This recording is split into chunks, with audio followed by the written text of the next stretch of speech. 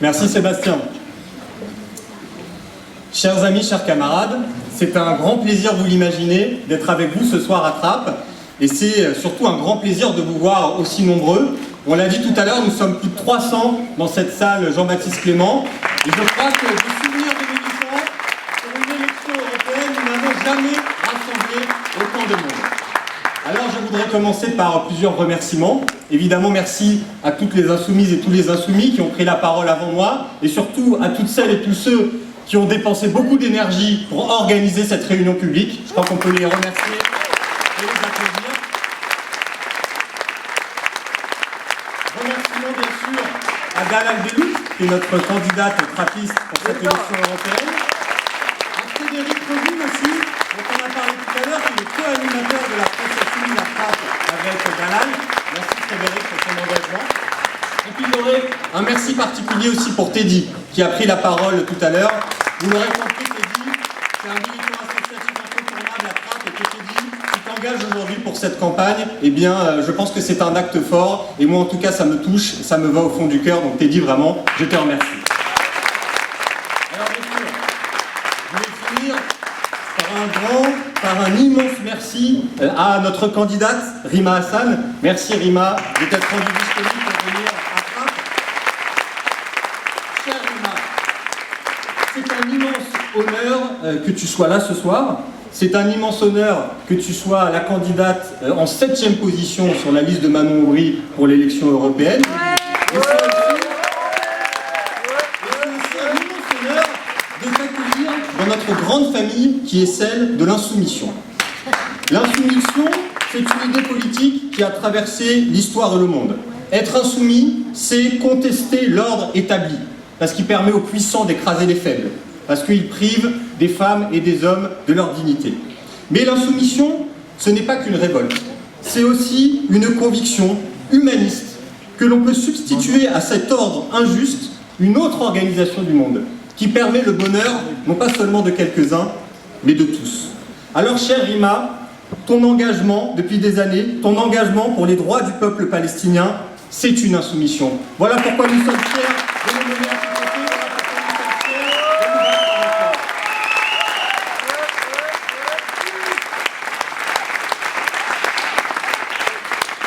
Dans la longue histoire de ce conflit colonial en Palestine, la violence est un cycle infernal.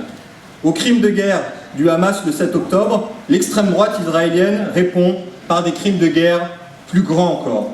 Vous connaissez ce bilan effroyable, plus de 35 000 morts palestiniens, majoritairement des civils, des femmes et des enfants. En quelques mois, il y a eu plus d'enfants tués en Palestine que dans tous les conflits dans le monde en 4 ans. N'ayons pas peur des mots. Ce qu'il se passe aujourd'hui à Gaza, c'est un génocide. Et la responsabilité morale de chacune et de chacun d'entre nous, c'est d'abord de nommer le génocide qui est en cours et ensuite de tout faire pour changer le cours de l'histoire. Alors je le dis ici avec force, quelles que soient les tentatives d'intimidation, quelles que soient les formes de répression, parce que le combat pour les droits du peuple palestinien est un combat juste, parce que le combat contre le génocide est une impérieuse nécessité, personne, je dis bien personne, ne nous fera taire.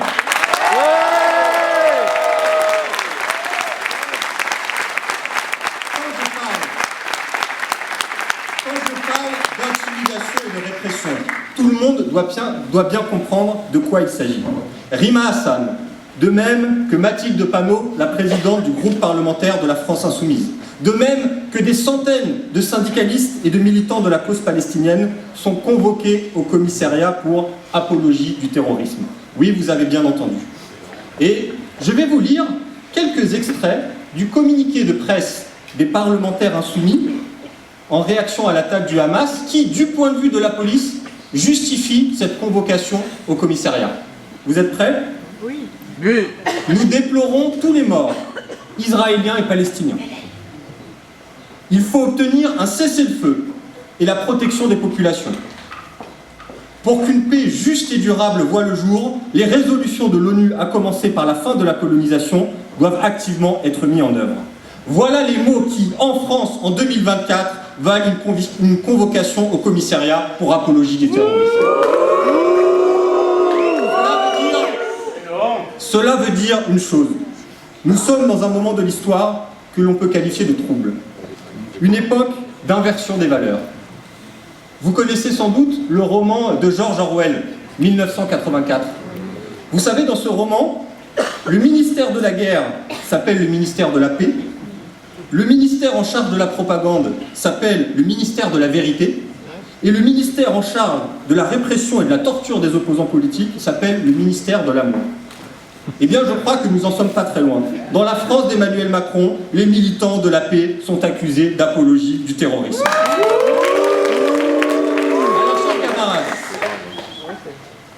Quand tous les repères autour de nous sont brouillés, nous avons la responsabilité de défendre une position juste et cohérente. Cela commence par refuser la logique mortifère du deux poids, deux mesures. Alors nous allons être très concrets. Quand M. Vladimir Poutine ordonne à son armée de franchir la frontière ukrainienne, c'est un acte gravissime du point de vue du droit international, car c'est la remise en cause de la souveraineté d'un État. Cela doit être condamné avec fermeté. Et d'ailleurs, les insoumis, comme toute la classe politique, le fait. Mais alors, lorsque M. Benjamin Netanyahou organise avec son armée l'occupation illégale de la Cisjordanie, refusant de reconnaître les frontières définies par la résolution de l'ONU de 1967, il commet lui aussi un acte grave au regard du droit international. Il faudrait aussi le condamner avec fermeté. Mais alors pourquoi les insoumis sont les seuls à le faire ? Continuons. Lorsque M. Vladimir Poutine bombarde l'hôpital de Mariupol en Ukraine, massacrant femmes et enfants, c'est un acte atroce qui, immédiatement et à raison, a été qualifié de crime de guerre. Mais alors, lorsque M. Benjamin Netanyahou bombarde non seulement les hôpitaux, mais aussi les écoles et les habitations, lorsque, après le retrait de l'armée israélienne, les Palestiniens découvrent des charniers dans lesquels sont enterrés des corps nus et menottés, il faudrait avoir le courage de dire aussi qu'il s'agit de crimes de guerre. Et pourquoi les insoumis sont les seuls à le faire ?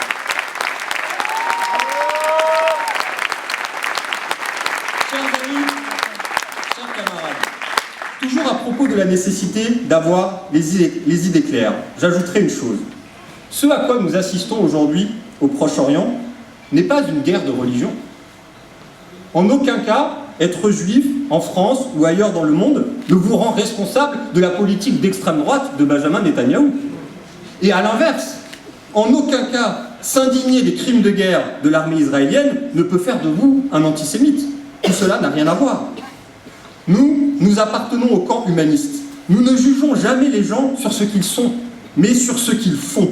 Ce n'est pas la religion d'une personne qui nous intéresse, ce sont ses actes d'individus conscients, responsables.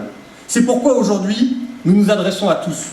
Que vous soyez chrétiens, musulmans, juifs ou athées, que vous soyez français ou étrangers, français depuis 1, 2, 3 ou même 10 générations. Exigeons tous ensemble que se taisent les canons, les fusils et les bombes. Exigeons tous ensemble la libération des otages et des prisonniers politiques. Exigeons tous ensemble, au nom de notre humanité commune, le cessez-le-feu en Palestine.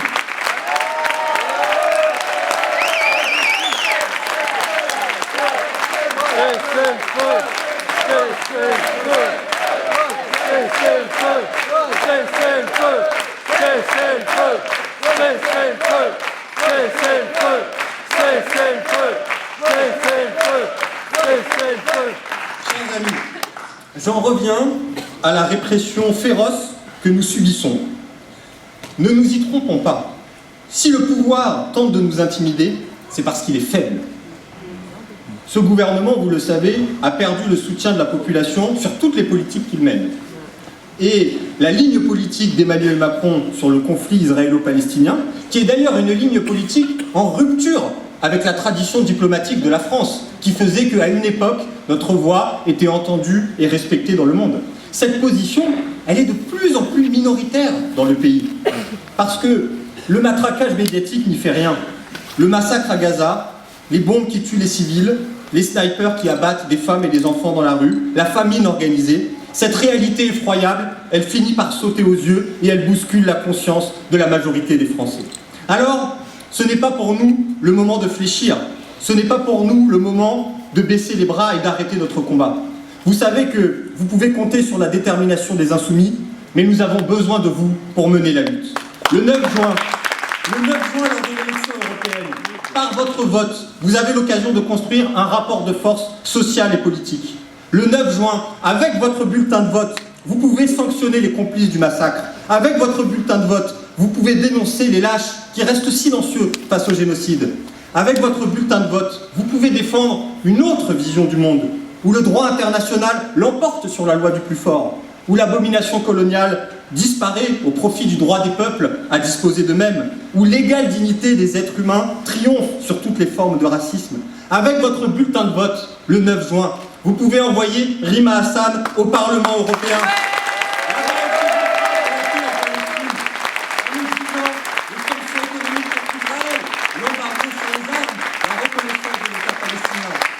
Rima Hassan, si vous vous en donnez les moyens par votre vote le 9 juin, vous l'envoyez au Parlement européen et là-bas, elle sera la voix de la France dont nous sommes fiers. Du côté des peuples opprimés pour la paix et la justice.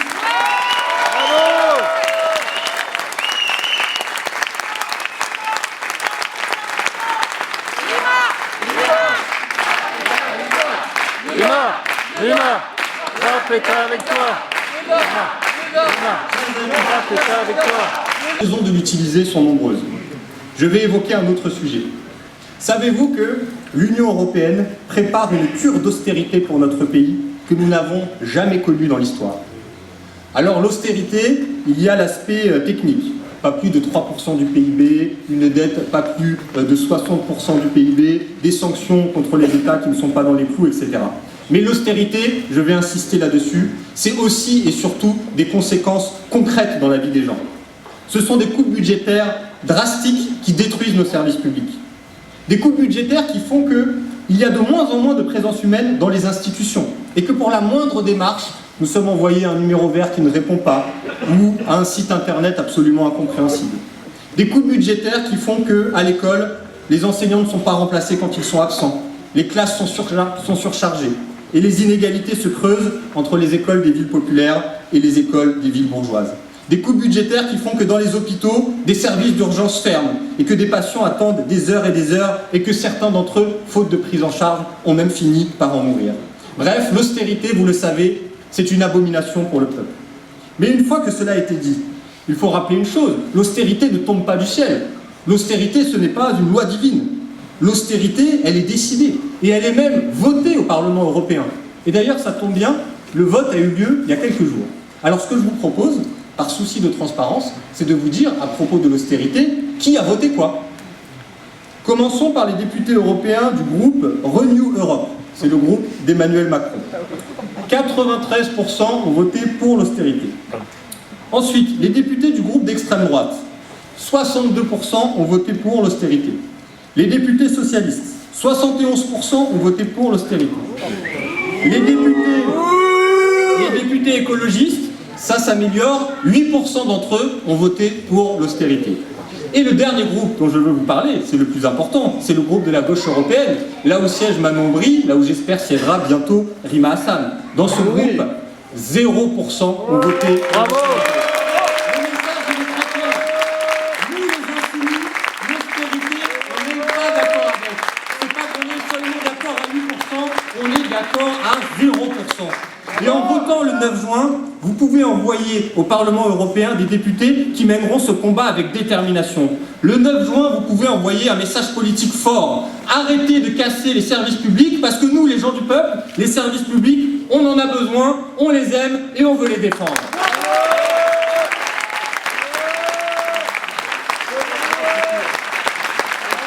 Alors, à ce stade, je ne voudrais pas que s'installe une idée fausse.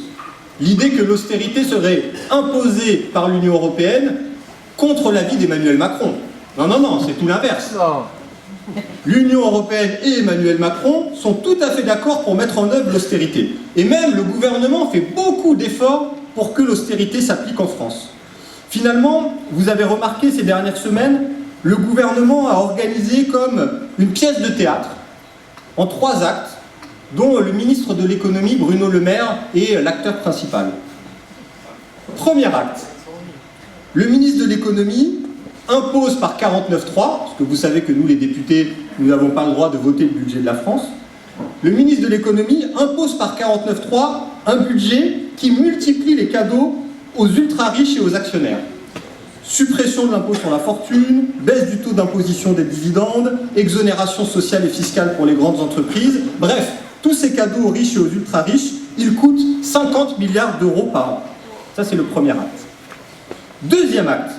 Après avoir réduit les recettes de la France en multipliant les cadeaux à leurs amis les riches, eh bien, le gouvernement et le ministre de l'économie, ils constatent, faussement surpris, faussement étonnés, faussement paniqués, que le déficit se creuse. C'est là qu'arrive le troisième acte. Est-ce que vous pensez qu'au moment du troisième acte, ils disent « le déficit s'est creusé, nous allons donc revenir sur les cadeaux que nous avons faits à nos amis les riches ?» Pas du tout. Le troisième acte, c'est d'expliquer aux gens du peuple qu'ils vont devoir se serrer la ceinture. Voilà. Et se serrer la ceinture, ça veut dire quoi? Il y a eu récemment le doublement des franchises sur les médicaments, parce qu'on est obligé de payer quand on achète des médicaments à la pharmacie. Il y a eu l'augmentation de la taxe sur l'électricité, qui est une des raisons qui fait que les factures d'énergie ont augmenté. Et puis il y a ce qui est prévu aussi dans les mois qui viennent, comme par exemple la baisse des indemnités chômage. Bref, vous aurez compris l'idée de cette mauvaise pièce de théâtre, c'est qu'à la fin, c'est le peuple qui paye la facture. Alors, vous connaissez peut-être des gens qui se disent « Non mais tout ça, ça ne me concerne pas. Moi, de toute façon, je ne suis jamais malade, donc les médicaments et leur prix, je m'en fiche. » Des gens qui disent « Moi, mon travail, je ne le perdrai jamais, donc l'assurance chômage, cela ne m'intéresse pas. » Bon, des gens peut-être très optimistes.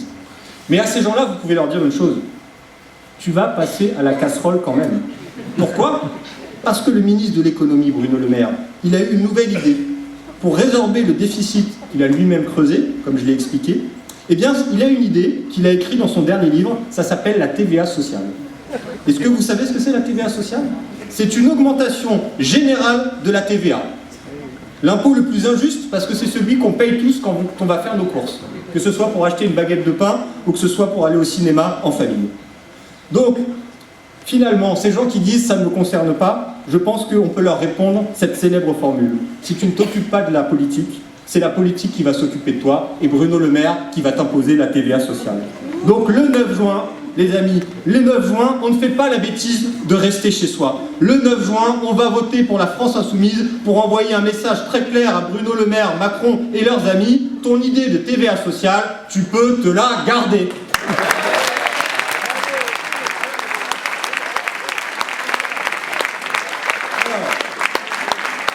Ce qui, de mon point de vue, rend d'autant plus insupportable cette volonté du gouvernement de faire les poches des citoyens, c'est qu'en même temps, il n'y a jamais eu autant de richesses accumulées dans les mains de quelques-uns.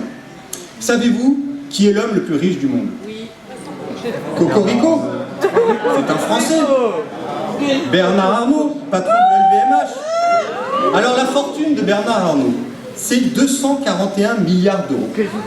Dit comme ça, le chiffre est peut-être un petit peu difficile à appréhender. On n'a pas l'habitude de manipuler les milliards sur notre compte courant. Alors je vais le dire différemment. Je vais prendre l'exemple d'une travailleuse auxiliaire de vie. Un métier important, un métier difficile, malheureusement un métier mal rémunéré, généralement autour du SMIC. Eh bien, une auxiliaire de vie, si tous les mois elle mettait 100% de son salaire de côté, pour atteindre la même fortune que Bernard Arnault, cela mettrait 2,6 millions d'années. Au nom de quel mérite peut-on justifier une telle accumulation de richesses, un tel écart de revenus? Je pense aucun. Je vais prendre un autre exemple, qui nous concerne, nous, dans les Yvelines, parce que vous savez que nous sommes un département qui a, dans son histoire, un lien très fort avec l'industrie automobile. Monsieur Carlos Tavares, PDG de Stellantis, qui était avant Peugeot Citroën. Monsieur Tavares, un grand patron, a fait polémique récemment à cause de son salaire. Le salaire de monsieur Tavares, 100 000 euros. Par jour. Je repose la même question. Qui mérite un tel salaire? Alors que dans le même temps, les usines dans l'automobile comme le reste ferment, qu'elles sont délocalisées à l'autre bout du monde et que ce sont les ouvriers qui en payent les pots cassés. Monsieur Tavares a aussi, il faut le dire, un certain sens de la provocation. Il a dit dans les médias, si vous trouvez que mon salaire est trop élevé, faites une loi pour le plafonner. Très bonne idée, monsieur Tavares. Très bonne idée d'ailleurs. tellement bonne que, je dois l'avouer, nous les Insoumis, que ce soit à l'Assemblée nationale ou au Parlement européen, c'est une idée que nous avons déjà défendue. Nous avons déjà fait cette proposition de loi. Parce que ces grands patrons, il n'y a peut-être aucune limite à leur mépris et à leur indécence, mais nous, on va fixer une limite à leur salaire. Ce qu'on veut faire, c'est un écart maximum entre le plus petit et le plus gros salaire de l'entreprise qui va de 1 à 20. Ça va, de 1 à 20, ça laisse de la marge et surtout ça fera des économies pour pouvoir investir dans l'entreprise et pour pouvoir mieux payer les salariés. Ces ultra-riches, mes amis, je l'ai dit, ils ne le sont pas du fait de leur mérite. D'ailleurs, vous savez que l'écrasante majorité d'entre eux sont des héritiers. S'ils sont ultra-riches, c'est qu'ils captent le fruit de notre travail. Parce que nous, les travailleurs et les travailleuses, nous ne sommes pas rémunérés à la hauteur de la richesse que nous produisons. Je vais prendre quelques exemples qui, j'espère, seront parlants. Une enseignante. Son travail consiste à former des jeunes. Le niveau de qualification de ces jeunes leur permettra plus tard d'être productifs dans l'entreprise. Et c'est grâce à cette productivité que des entreprises feront des profits, peut-être même parfois des super profits. Est-ce que vous pensez que cette enseignante, qui a dû étudier jusqu'à Bac+5 et qui commence sa carrière en étant payée au SMIC, est-ce qu'elle est rémunérée à la hauteur des richesses qu'elle permet de produire dans la société? Non. Absolument. Non. Je vais prendre un autre exemple. Un chauffeur de bus. Un chauffeur de bus, par son travail, il assure le fonctionnement du réseau de transport en commun, ce qui est absolument indispensable dans une métropole. Sans bus, pas de salariés qui vont dans les entreprises, et là aussi, pas d'entreprises qui font des profits, voire même des super profits. Est-ce que vous pensez que le chauffeur de bus, il est rémunéré à la hauteur des richesses qu'il contribue à créer? Je crois que la réponse est la même. Non. Un dernier exemple. Un livreur qui travaille dans une TPE, une très petite entreprise. Il est possible d'ailleurs que le patron de cette TPE lui-même ne gagne pas énormément d'argent. Mais ce qu'il faut regarder, c'est que cette TPE n'est-elle pas en situation de sous-traitance ou en tout cas de dépendance vis-à-vis d'un grand groupe? En fait, à chaque fois que l'on regarde l'économie, à chaque fois qu'on essaye de remonter la chaîne du circuit économique, eh bien à la fin, systématiquement, il y a une grande entreprise et des actionnaires qui captent les richesses produites. Alors mes amis, pour résumer, le vote que nous vous proposons le 9 juin, je l'ai dit, c'est un vote contre l'austérité, c'est un vote pour refuser le racket social du peuple. Mais c'est aussi un vote, un combat qu'on peut résumer d'une formule. Rendez-nous l'argent. Nous travaillons dur, nous travaillons bien, nous produisons les richesses du pays, alors rendez-nous l'argent.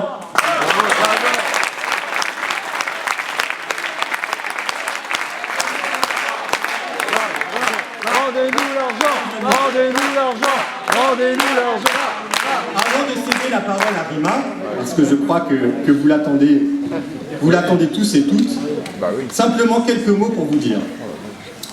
Je sais la difficulté de la vie dans les moments actuels. Les factures, le loyer, les prix au supermarché, tout ça explose. Je sais aussi la violence que représente l'insulte et la calomnie permanente dans les médias à l'égard de nos compatriotes musulmans en particulier. Mais ce que je sais aussi, c'est qu'ici à Trappes, nous sommes des gens fiers. Nous ne baissons pas la tête. Nous n'acceptons aucun ordre de quiconque. Le seul ordre auquel nous consentons, c'est celui que nous avons contribué à mettre en place, c'est celui qui nous semble juste. Et si nous sommes si fiers ici à Trappes, c'est parce que nous avons conscience de notre valeur. Ici à Trappes, il y a des anciens qui vivent modestement dans leur HLM avec une petite pension, mais nous n'oublions pas qu'ils ont travaillé toute leur vie, qui se lèvent avant le soleil, la construction, la propreté. Sans eux, c'est très simple, la France tombe. Ici à Trappes, il y a des parents qui font des sacrifices personnels et financiers énormes pour que, malgré toutes les injustices, leurs enfants puissent faire de belles études et avoir une vie moins difficile que la leur. Ici à Trappes, il y a des jeunes qui, avec leur courage et leur intelligence, renversent le déterminisme social et deviendront plus tard les ingénieurs, les médecins ou les avocats qui feront notre fierté. Les graphistes qui font la France, ils sont la France. Alors mes amis, ne nous laissons jamais intimidés par ceux qui cherchent à marginaliser, à exclure. Ceux-là, finalement, ils ne sont qu'une minorité bruyante. Répondons-leur de la meilleure des façons, par notre engagement et par notre vote. Le vote que je vous propose le 9 juin, au-delà du programme de la France Insoumise, c'est aussi un vote pour pour la dignité. Un vote pour dire « ça suffit ».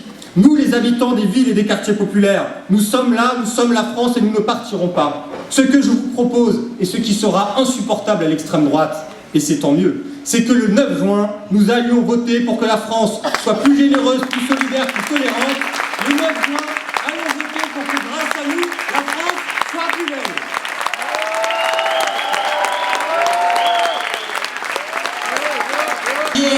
Candidate sur la liste de l'Union populaire, future députée européenne, Rima Hassan.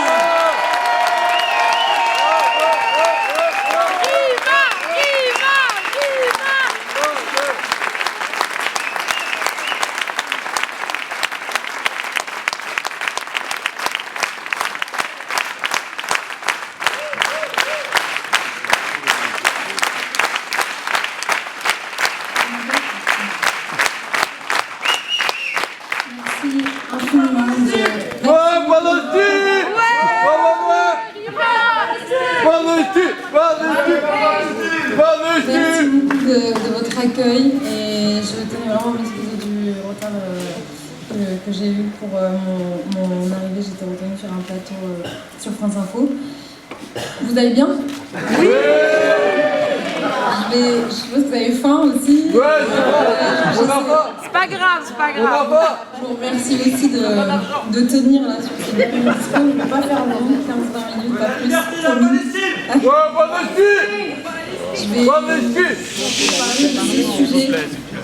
Je vais vous parler de deux sujets à travers lesquels il y a un fil conducteur qui est celui du racisme et du colonialisme, qui sont ceux, bien sûr, de la question palestinienne et de... Ah, mais vous pouvez peut-être augmenter les... Ah oui? Donc, je disais que j'allais vous parler de deux sujets à travers ce discours, qui sont celui, bien sûr, du sujet palestinien et du sujet de la migration. C'est... Ouais, ok, très bien. C'est mieux?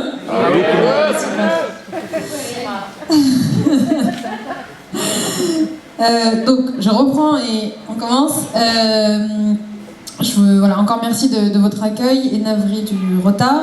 Je vais vous parler de deux sujets aujourd'hui. J'ai structuré mon discours autour de deux sujets que j'ai déjà abordés, mais là je les ai fusionnés, qui sont celui de la question palestinienne et de la question de la migration. Il y a un fil conducteur entre les deux, c'est la question du racisme et du colonialisme. Et c'est d'autant plus fort pour moi, du coup, j'ai déjà abordé ces sujets, mais de manière séparée. Là, je le fais en un seul bloc. C'est d'autant plus fort pour moi parce que je me suis toujours définie comme une réfugiée palestinienne. C'est-à-dire qu'il y a la dimension de l'exil qui est extrêmement importante dans mon parcours, parce que je suis une descendante de la Nakba et que je suis née dans un camp de réfugiés palestiniens suite à l'expulsion de ma famille en 1948 au moment de la Nakba, donc qui fait référence à l'expulsion des Palestiniens au moment de la création de l'État d'Israël. Et il y a également donc mon identité palestinienne qui elle fait référence à une cause nationale. Et donc les deux pour moi sont indissociables. Je vois le monde à travers ces deux luttes qui sont ceux de la question de l'accueil, de la migration et cette question palestinienne qui est extrêmement structurante. Je vais commencer mon discours, vous avez peut-être déjà entendu, mais je la cite assez souvent, Sonia Chiniti, qui est une écrivaine tunisienne et qui a introduit cette question de la paix, mais avec une dimension qui tend à nous faire espérer. Si tu refuses qu'après toi, ça soit le déluge, si tu te ranges du côté du pauvre et de l'opprimé sans te prendre pour un héros, si tu crois que l'amour est la seule force de persuasion, si tu crois que la paix est possible, alors la paix viendra.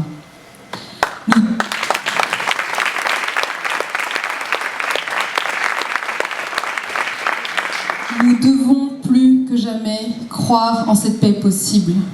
Nous devons plus que jamais prôner cet amour fort et persuasif, tant pour le sujet palestinien que pour le sujet de la migration. Et en parlant d'amour, j'aime à rappeler que nous sommes tous et toutes des Palestiniens. Ouais.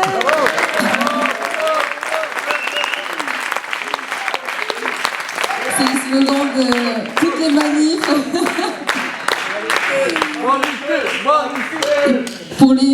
Ukrainiens, donc ces sujets ont été souvent traités ensemble, la question de l'Ukraine et la question de la Palestine, puisqu'elles sont au cœur effectivement d'une vision qu'on porte à la France Insoumise, qui est celle d'incarner véritablement une vision internationale et surtout le camp de la paix. Et pour les Palestiniens, comme donc les Ukrainiens, nous sommes du camp de la paix. Mais la paix est un idéal qui doit nous faire tenir et qui nous porte parfois au-delà de ce que l'on pourrait espérer. Des colères dignes et légitimes des peuples opprimés peuvent jaillir les plus belles des espérances. Et nous avons raison d'espérer. Vous avez raison d'être là, présent ce soir. Nous avons raison d'espérer du meilleur le meilleur pour nous sauver du pire de quelques-uns, parce que c'est de ça dont il est question. Nous sommes les plus forts en nombre et nous nous battons contre les agissements de quelques-uns. Se battre pour les droits de chacun et de chacune, comme nous le faisons pour le peuple palestinien, c'est au fond sauver ce que nous avons tous en commun, notre humanité. Mais nous sauverons cette humanité que si nous sauvons avec elle l'idéal d'un monde de paix. Ce monde qui dépend de nous et dont nous dépendons. Mais parler de paix ne suffit pas. Moi, j'ai souvent eu l'occasion de dire que j'en ai assez des berceuses sur la paix. Il nous faut maintenant faire la paix. Et faire la paix, vous l'avez remarqué, demande bien du courage. Et ce courage, c'est précisément ce courage qui peut nous isoler, qui peut d'autant plus nous isoler face à, ça a été dit, une assemblée de ce qu'on appelle une assemblée d'assis qui peut être frappée par cet immobilisme. Juste avant d'arriver ici, j'étais sur le plateau de France Info et j'ai dû débattre de l'utilisation du terme génocide après 6 mois de massacre à Gaza. Et donc c'est aussi face à ça que nous faisons, c'est aussi face à ça que nous devons de nous lever face à cet immobilisme que nous avons dans la classe politique, mais aussi dans les médias. La paix, donc, est un programme politique en soi, et l'accueil digne des personnes exilées l'est tout autant. C'est ce même programme que nous voulons donc pour les Palestiniens, mais aussi les personnes exilées, déracinées, et plus largement pour toutes les personnes opprimées d'aujourd'hui et de demain. Les Palestiniens et les Ukrainiens, ils ont en commun une chose, une lutte contre un adversaire qui est une forme différente, mais d'un impérialisme et d'un colonialisme. Mais ils ont aussi donc, à travers cette lutte, des souffrances qui sont communes et une résistance. Ils ont aussi, malgré eux, au nom de leurs différences, été divisés, instrumentalisés, et cette différence, beaucoup refusent de la nommer, c'est celle de leur couleur de peau. Pour certains, donc, les Ukrainiens sont des blancs européens, et les Palestiniens sont des animaux humains. Moi, j'ai eu à débattre à plusieurs reprises ces derniers mois de est-ce qu'une vie vaut une vie, s'agissant de ce qui se passait à Gaza. Et cette question m'était véritablement posée à plusieurs de mes interventions, c'est-à-dire que mon propos consistait à humaniser le Palestinien pour le mettre au même rang que la vie d'un civil israélien. Il n'y a donc pas de débat au fond sur le soutien qu'on a apporté aujourd'hui à l'Ukraine, puisque moi on me reproche souvent de ne pas assez parler de l'Ukraine et de trop parler du sujet palestinien. Mais au fond, le sujet, c'est qu'il n'y a pas de débat sur le soutien apporté à l'Ukraine. Le débat, il porte sur l'étendue de l'aide qu'on doit apporter à l'Ukraine face au régime russe. Notre responsabilité donc politique, elle est de questionner l'étendue de ce soutien. Et c'est en cela que la position de la France Insoumise, elle est courageuse, puisqu'on rejette partout la spirale de la guerre et nous nous battons pour que les armes se taisent.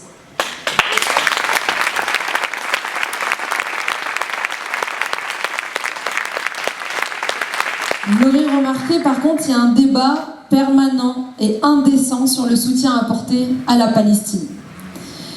Pour les Ukrainiens, l'Europe est l'allié des victimes. Pour les Palestiniens, l'Europe est complice des bourreaux.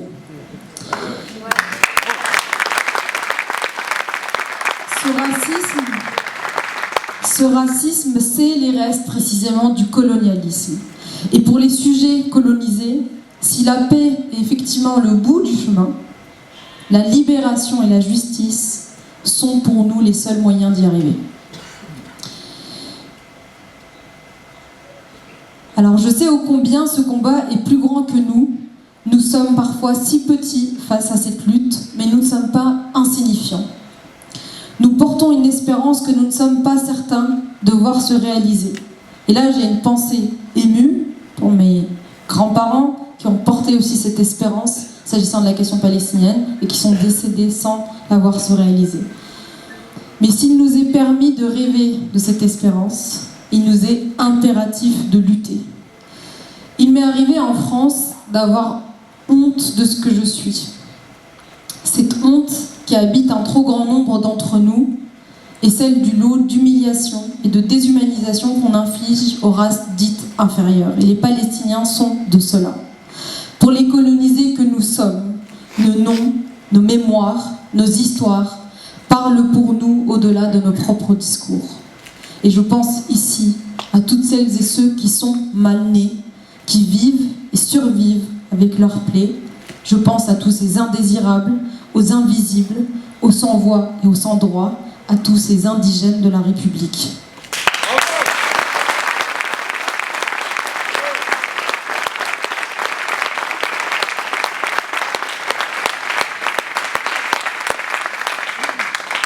Mahmoud Darwish, le poète palestinien, est originaire du même village que ma famille, le village d'Al-Beroué, qui est tout au nord de la Palestine, à Raqqa.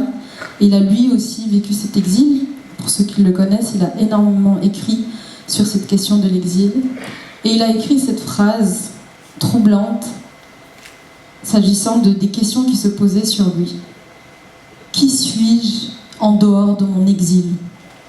Et cette question, nous sommes nombreux et nombreuses à nous la poser en France, dans un contexte de déracinement et d'exil. Et le pansement, il est toujours dans cette quête éternelle d'un refuge. Sans accueil, les exilés vivent dans des nulle part permanents. On n'est ni assez français et on n'est plus vraiment en appartenance au pays que nous avons quitté ou que nos parents ont quitté.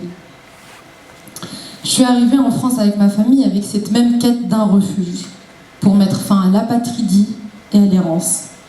La France a donc été pour moi le premier pays à m'avoir octroyé une citoyenneté. Celle-là même qui me permet aujourd'hui d'être devant vous, de m'exprimer devant vous et de m'engager sur cette liste pour les européennes. Je mesure ce que l'exil m'a pris, je mesure ce que l'exil m'a donné. De ce fait, j'ai conscience que ce que je sens des bus à Alep, mais les enfants vont regagner le domicile paternel. Embrassades et larmes. Sur le marchepied, la petite Rima ne me lâche pas. S'accroche, sanglote, hurle. Le conducteur attend un moment, puis s'impatiente, décide de partir. Je m'installe sur un fauteuil, bouleversée. C'est mon amie Saada qui est assise à côté de moi et essaie de me calmer. Un commencement. Extrait du récit de vie de ma mère. Je n'ai pas encore la carte de séjour, mais j'ai les récépissés qui m'autorisent à travailler. Objectif emploi m'oriente vers des stages de remise à niveau. Je m'y inscris avec Amal Yingyang, qui était ingénieur en électricité en Chine. Autour du café-cigarette, nos relations amicales et cosmopolites se renforcent. Nous sommes pris en charge par Alain pour le français, et une deuxième personne va nous diriger vers des emplois. Grâce à mes premières rémunérations, je peux envoyer des petits colis à mes enfants restés en Syrie, des vêtements, des chaussures, des jouets, parfois un peu d'argent glissé dans une carte postale. Édouard Saïd disait de l'exil qu'il est terrible à vivre pour les humains que nous sommes. C'est le fossé qui se creuse entre un humain et son lieu d'origine, entre le moi et sa vraie patrie. Sa tristesse essentielle ne peut jamais être surmontée. Et s'il est vrai que la littérature et l'histoire contiennent des épisodes héroïques, romantiques, glorieux, voire triomphants de la vie d'un exilé, ce ne sont là que des efforts destinés à surmonter le chagrin paralysant de l'éloignement. Fuir un lieu est toujours un éloignement de soi. Cette souffrance de ceux qui perdent une partie d'eux-mêmes sur les routes qu'ils traversent est réelle. Je suis de cela. Je ne mesure pas toujours très bien ce que mon parcours représente, ni même ce que je suis pleinement dans tout ce mélange de culture et de langue. Mais je sais d'où je viens et je sais où je suis. Je fais partie de ceux qui ne viennent pas de la France, mais qui appartiennent à la France. Ce qu'est la France, je l'ai su dès mon arrivée. Il y a eu cette France de l'accueil, et il y a eu cette France du rejet. Cette France du rejet qui m'a fait entendre le mot bougnoul avant même que je ne connaisse sa signification. Et cette France de l'accueil qui nous a ouvert ses bras et ses portes. Cette France silencieuse et généreuse. Cette France des petites gens, celle des héros du quotidien. Nous parlions avec nos cœurs à défaut de pouvoir parler la même langue. Nous avons dans nos foyers fait société. Ces hommes et ces femmes qui nous ont tendu la main sans jamais prétendre nous sauver. Ceux qui m'ont regardé droit dans l'âme comme leur égal. Nous avons reçu, nous avons donné. Cette France qui a accueilli, il ne faut pas qu'elle s'oublie. Aujourd'hui, nous avons échoué. Nous avons échoué dans une crise de l'accueil qui n'est pas une crise de la migration. Non, nous ne sommes pas submergés.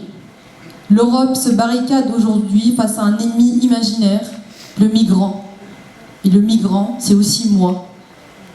L'Europe se barricade face à une peur irrationnelle. L'autre est sa différence.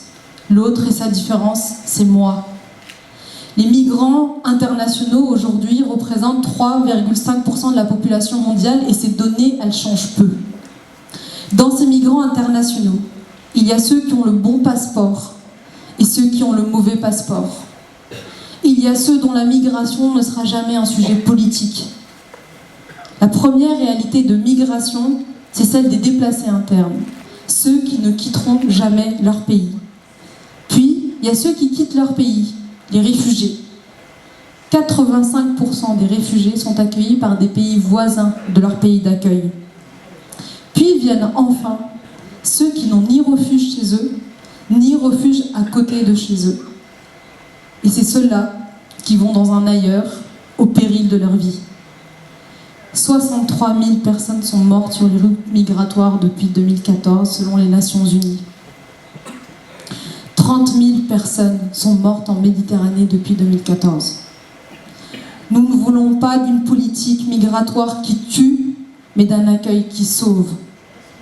Alors le nouveau pacte Asile et Migration, dont vous avez sûrement dû entendre parler, fait peser un risque sur l'Europe qui est celui de l'encampement généralisé, c'est-à-dire enfermer encore et toujours plus de personnes exilées dans des camps, des zones d'attente, des hotspots.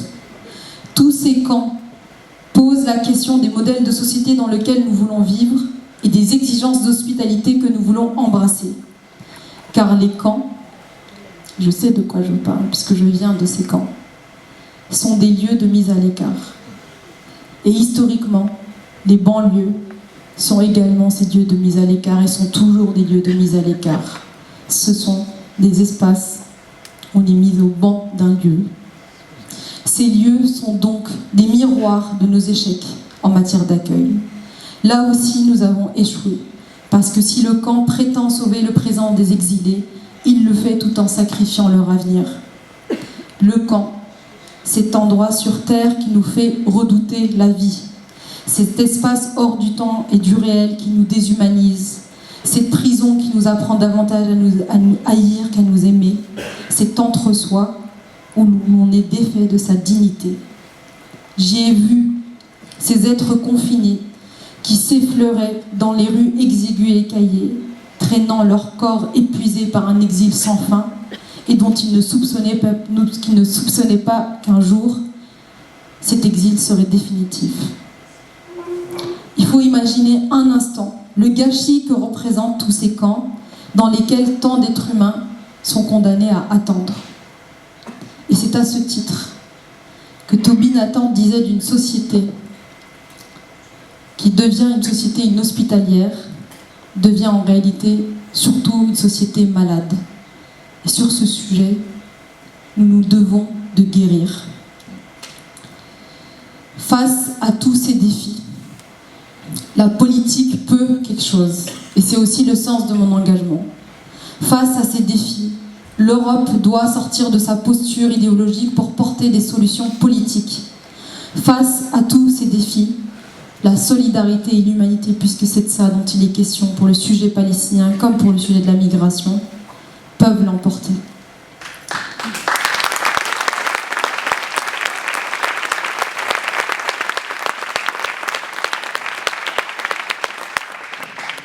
Alors oui, n'en déplaise à certains, la Palestine, tout comme la migration, ce sont des sujets européens à part entière que nous devons de porter et d'incarner. La Palestine est un sujet européen, car Israël est un bout d'Occident en Orient. La lutte et la cohabitation qui se jouent ici, entre descendants de colonisateurs et de colonisés, elle se joue aussi là-bas en ces termes. La Palestine est un sujet européen, car l'Union européenne est le premier partenaire commercial d'Israël, avec plus de 30% de ses échanges commerciaux. La Palestine est un sujet européen, car plus de 130 pays à travers le monde ont reconnu l'État de Palestine, à l'exception des pays occidentaux et donc des pays européens. La Palestine est un sujet européen, car l'Europe est complice du génocide qui est en cours. L'Europe arme le régime génocidaire israélien. L'Europe le cautionne, le valide et le soutient tous les jours. Bravo, bravo.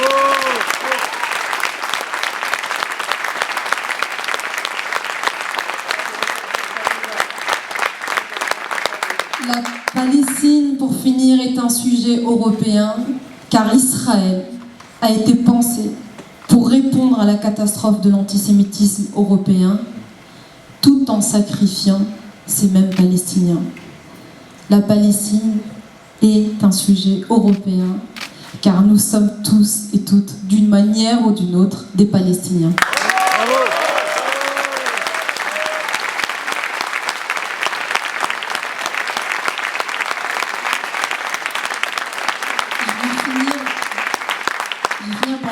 Qui me tient énormément à cœur et que vous avez dû voir tourner aussi sur les réseaux. J'étais il n'y a pas très longtemps en Jordanie. J'avais très honnêtement fui la France après un lot de menaces voilà, très important et qui me mettait en danger. Et j'ai refusé un poste à Amnesty International en novembre. Et je suis retournée dans les camps, dans la région, et j'avais commencé un travail d'écriture sur les camps palestiniens. Et j'ai posé mes bagages à Amman, en Jordanie, puisque j'avais déjà beaucoup visité les camps au Liban et je connais bien les camps de la Syrie puisque j'en suis originaire. Il me restait les camps de la Jordanie à visiter. J'ai pris un appartement qui était au dernier étage et je voyais tous les jours des tourterelles maillées voler au coucher du soleil et au lever du soleil. Et je me suis renseignée sur ces tourterelles. Sur ces tourterelles maillées de Amman, et j'ai appris qu'elles étaient sédentaires, c'est-à-dire qu'en fait elles font leur tournée et puis en fait elles finissent toujours par revenir à leur nid. Je sais pas pourquoi, mais j'ai projeté un peu en elles le sort des Palestiniens qui sont un peu éparpillés comme ça dans le ciel et qui finissent un moment, ou en tout cas qui souhaitent revenir à leur nid, qui souhaitent vivre dans leur nid et qui souhaitent pouvoir s'établir et se projeter ou avoir même un nid. Et sur cette période, il y a une citation que j'ai vue passer d'un poète palestinien que je vais vous lire. Pour écrire une poésie qui ne soit pas politique, je dois écouter les oiseaux. Et pour écouter les oiseaux, il faut que le bruit des bombes cesse.